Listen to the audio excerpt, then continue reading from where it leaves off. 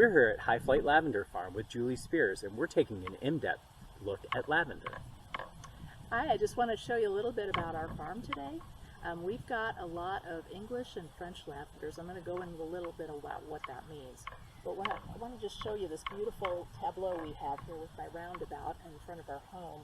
But we've got, just about in peak bloom, we've got lavender, lavandula, angustifolia. These things are a mouthful. And when you start to see the top third start to bloom and flower, that's when it's ready for harvest. So we're just about there. Some of the flowers are starting to open up. The bees are starting to circulate. So it's a really exciting and busy time around the farm. There's another variety up here that we call edelweiss. It's another angustifolia. It's a white bloom. So lavender comes in multiple colors. It comes in pinks, whites, lavenders, lilacs, blues, deep purple, and there's over 450 varieties of it. So when you're going shopping for lavender, you really need to know what you're getting into. But anyway, this will be blooming white. I was hoping it would bloom for us today, but not so much. Well, it's beautiful. Showing us around the lavender fields. I had some questions about the different varieties and categories of lavender, if that's okay. Yeah. You mentioned that there were 4 different categories of lavender. Okay. So I mentioned that we have the Lavandula angustifolia. There's 3 other types. So if you're thinking about a map of Europe, think about English lavender being the angustifolias. If you move a little bit to the right, you get to France. Then you've got the intermedias. That's a hybrid of angustifolia and a different type I'm going to talk about in a minute. There's a Lavandula latifolia, which is actually Portuguese and sometimes crosses over into Spanish. Let me think what the 4th one is. Stoicus. That's the Spanish. That's a true Mediterranean lavender. So if you're thinking west to east, again, English all the way over to the Spanish, that's the extremes of the types of lavender you're going to see. So if you think about cold weather, your English lavenders are more cold tolerant. The Mediterranean ones are not. So also there's a nice little corollary to the actual oils that are in those lavenders. So you're going to get a much sweeter fragrance than the English lavenders, which is why they're really good for culinary. French starts leaning a little bit more towards where you're starting to get a little bit of camphor in it, a little bit of a medicinal smell. But it's very fragrant and it yields the highest amount of oil. So the type we're going to start growing here in the next few months is called Grosso, and that's a French lavender. That one yields about 40 pounds of lavender from Grosso will give you about a half a cup of oil. So it takes a lot of plant material to do it, but it does have the highest yield of all of the lavenders. So moving further east on the map, you're going to hit the Portuguese and then the Spanish. Spanish, or spike lavender, is got little bitty petals on the top. It almost looks like it has a little hat on the top of it. That's how you know the Spanish lavenders. If you don't know the name or the variety when you see it in the store, those will be the most camphorous. It's really bitter and pungent. And some people that use lavender for headaches, we'll get into the uses a little bit later, but you don't want to use the spike lavender. The camphor is sometimes so intense it can incite a migraine. So probably lean more towards the English lavenders or even the French for things like headaches. But those are the 4 types. Okay, so in the culinary realm, I think I shared with you the other day that we had a lemon and lavender pound cake with ice cream. Yeah, sounds wonderful. It was super delicious. So let's talk a little bit about the culinary uses for lavender. Yes. When is it called for in a Wow. recipe? There's so many things. I want to call out a friend of mine named Nancy Baguette. She's a lavender farmer in Maryland, and she basically wrote all of the books on culinary. She grows nothing but culinary, teaches classes on it, and one note, England and France and Spain and Portugal and even Bulgaria grows lavender, and New Zealand grows it. None of them are doing culinary. This is a purely American thing. We really are owning it, and it's taking off like crazy. But you can use culinary lavender, and there's about 7 really solid types that are really flavorful in either savory or sweet dishes. So believe it or not, you can put it on ice cream. You can make it into a balsamic vinegar. You can infuse your oils with it. You can cook with it. You may have heard of the spice herbs de Provence. That's actually a mix of lavender and rosemary, thyme, and some other herbs. Marjoram. Yep, marjoram. I use that in my chicken coop. Yes. And I use it in soaps. And it's great. Yes, perfect. So it's actually really good with poultry and pork. I've used it for beef very, very well. It goes with some fishes, so it's really good. I probably wouldn't do it more maybe with the freshwater fishes over the salty ones because it's going to compete. But yeah, it's a really good flavor mix. So Herbs de Provence is really the extent of the culinary scene over in Europe. But now we're taking over. We're putting it in, we're making simple syrups to put in gin and tonics, making your drinks purple. It's like an ombre look, where it's dark purple at the top and it fades down, really pretty. But so many things that you can use it for. It's almost unlimited. Baking, and that's really taken off. Really love that stuff, and our business is really reflecting that as well. Excellent. So moving more into the cosmetics and the perfume area specifically, now, it was my understanding, the more Provençal lavender and the Spanish lavenders and things that are further closer to the Mediterranean were more suited for cosmetic purposes in that type of thing, even in the camphor. Yeah, with more camphor in it because it pushes the lavender scent forward. Partially, yeah. So there's 3 types of really good volatile oils in lavender that make it the characteristic smell. One is called linalool, and it's L-Y-L ending. It's like an alkyl ester. And linalool, which is an O-O-L ending, and then the camphor piece. So the balance between those 3 is really what you're looking for in terms of higher camphor, you have lower of the other 2, and vice versa if you're talking about an English lavender. So right in the middle is the French lavender, and the primary one that they grow for fragrance and for bath and body is Grosso. So the one that we're going to plant, which does very well here in the States, is where you see the big fields, 40 acres plus in Provence or New Zealand or some of the other larger growers. So they literally have these huge harvester pieces of equipment that they don't even sell in the States because we're so small scale, but they harvest for that oil, and that's what they're looking for. But you can use it bath and body, yes, definitely for fragrance. And fragrance is a mixture of English and French primarily. Camphor you don't want too much in a perfume. You really want that sweet, light linalool and linalool fragrance. Excellent. And then moving into, which is my bailiwick, which is the medicinal side. Yes. I obviously use it in skin treatments and things like that, but talk a little bit about the medicinal uses of lavender and what varieties are best suited for it. Okay. Lavender is literally known as the Heinz 57 of herbs. It has so many uses. Primarily, though, you're looking at calming, things that relax the nervous system. So inhalation therapy, aromatherapy is really, really solid with lavender. But again, you don't want to use the Spanish or the Stoicus type of lavender. You want to get more towards the angustifolias or the latifolias, or even the intermedias.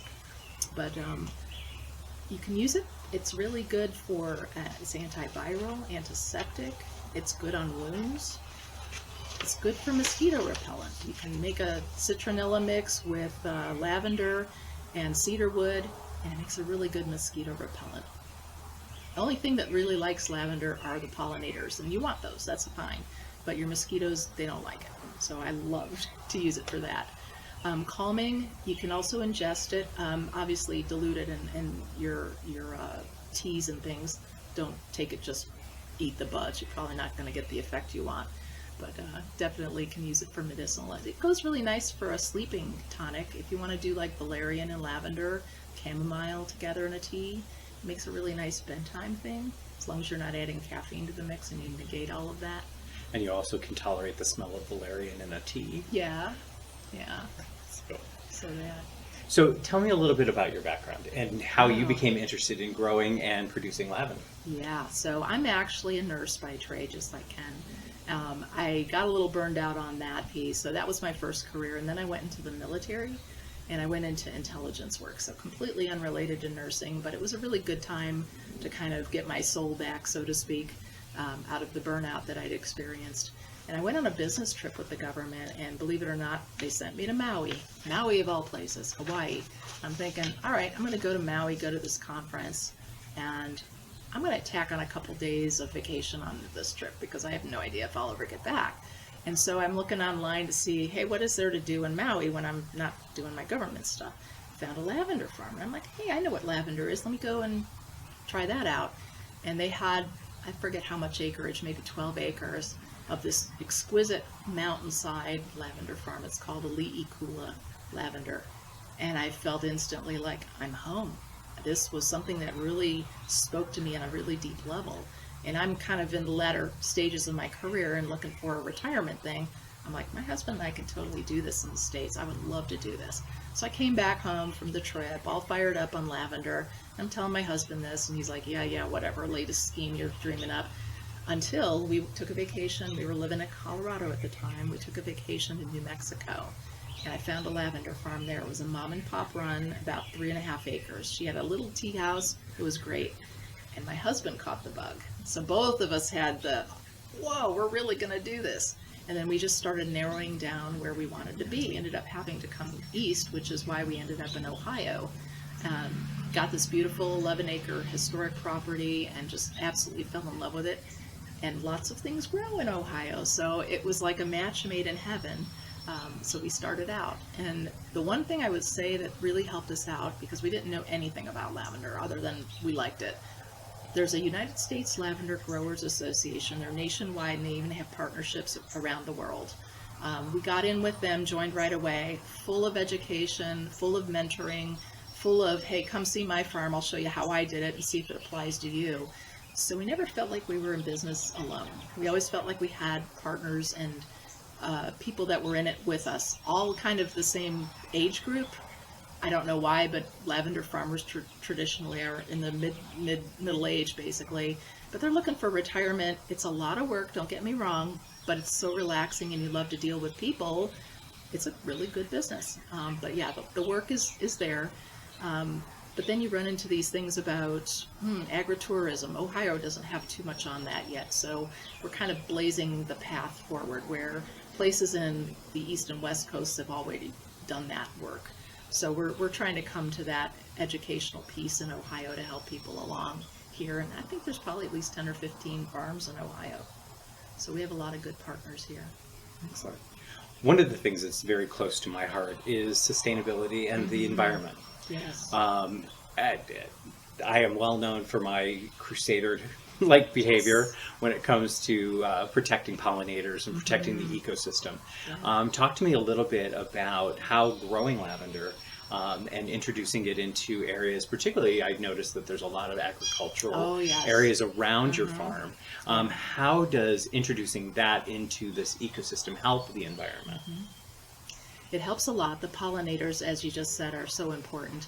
We have literally corn and soy literally around our farm, so there is overspray. We have to be careful, especially dealing with culinary varieties. You can never claim to be certified organic because of the location we're in, but we do use those organic practices, right?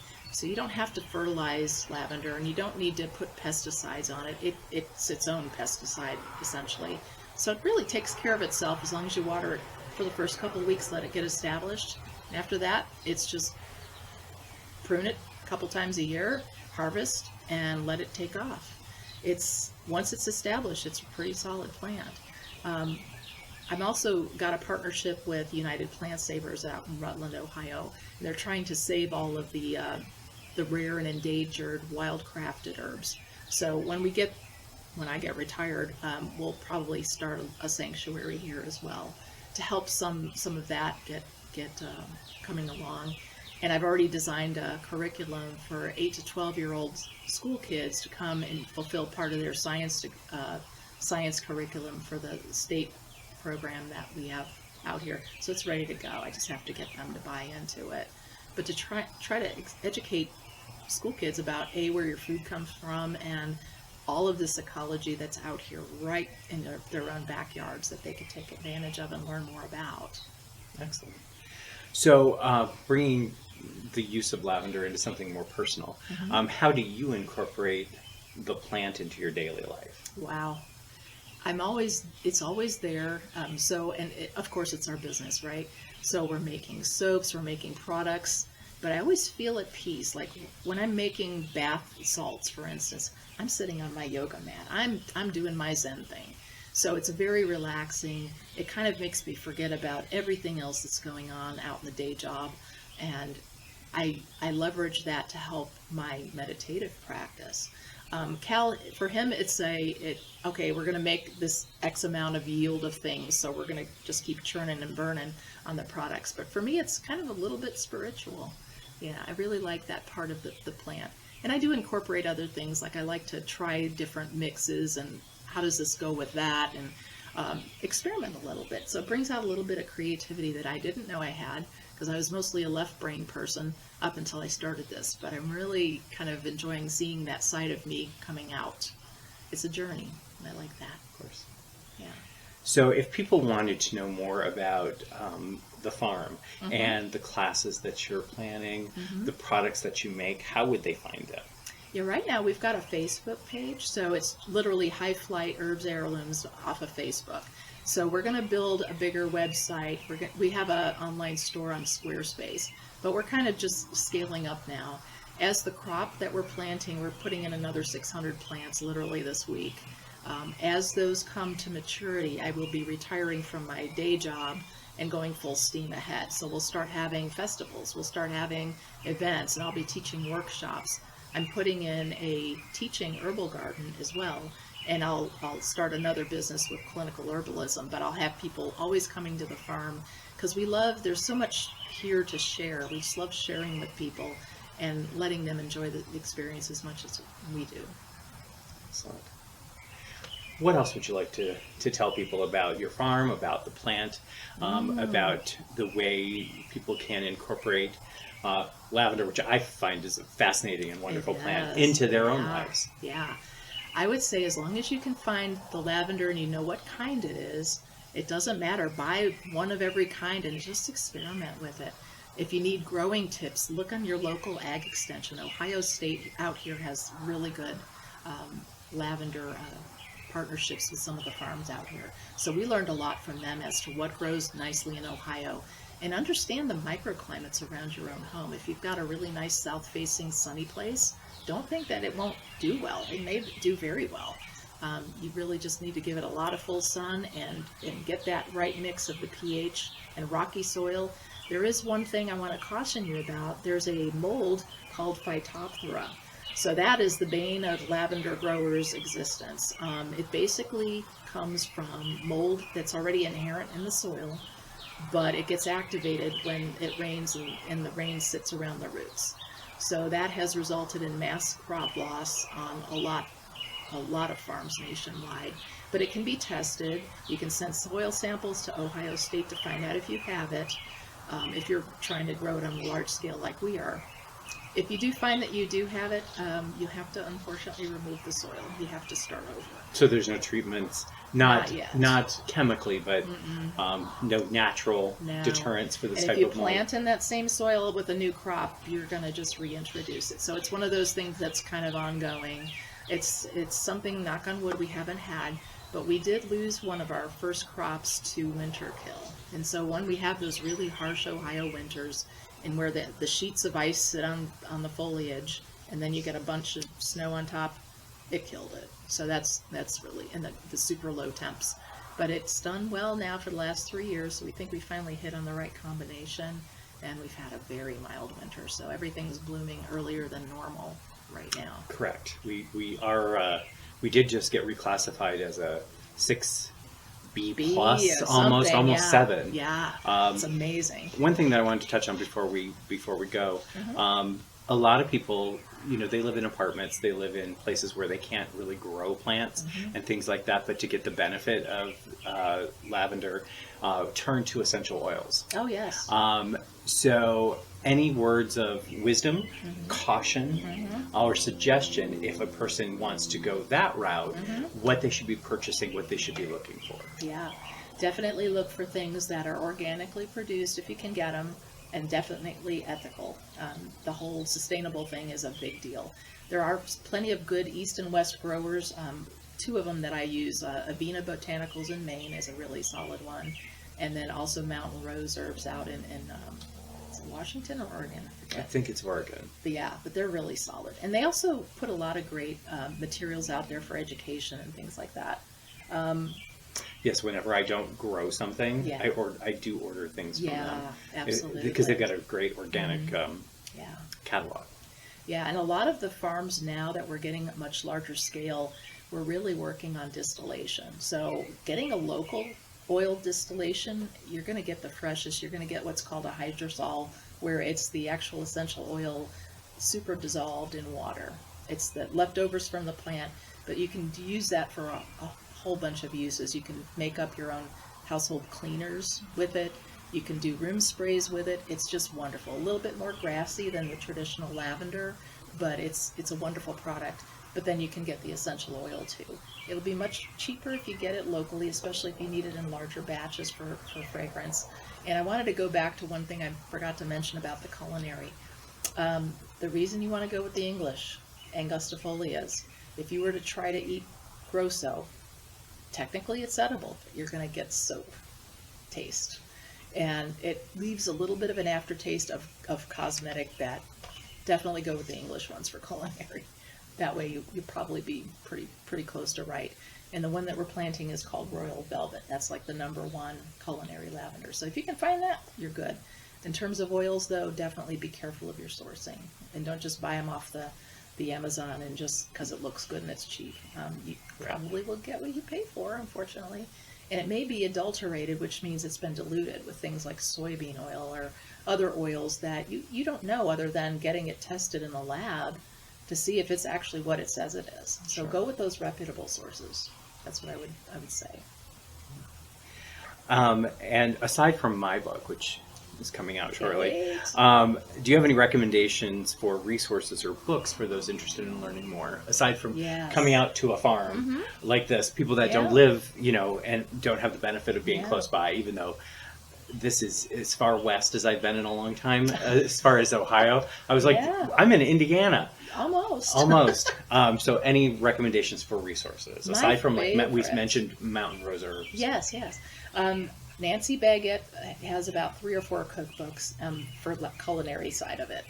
The one I really like, where I learned the most, it's called the genus Lavandula, and it's actually more of a textbook, but if you want to learn more about the oils and the different types of constituents and the things that make a lavender a Spanish one versus an English one, it's more of a scientific focus.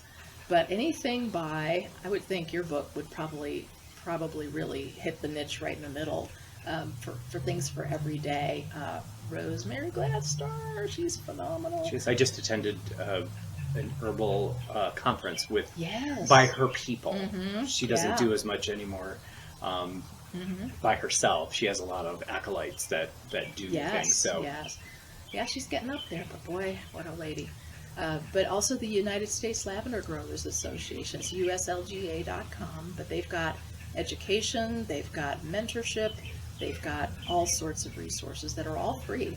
So you don't even have to be a member to have access to those things. But they'll steer you to other books. There's dozens and dozens of books out there. But those are the 2 I recommend. Is one good cooking one, and the one about the scientific side, and that website. excellent. Well, thanks again for having us out here. you. It's been a beautiful afternoon, and I'm gonna wander a little more before I take off and go back to Columbus. So thanks again, Julie. Thank you. Appreciate it.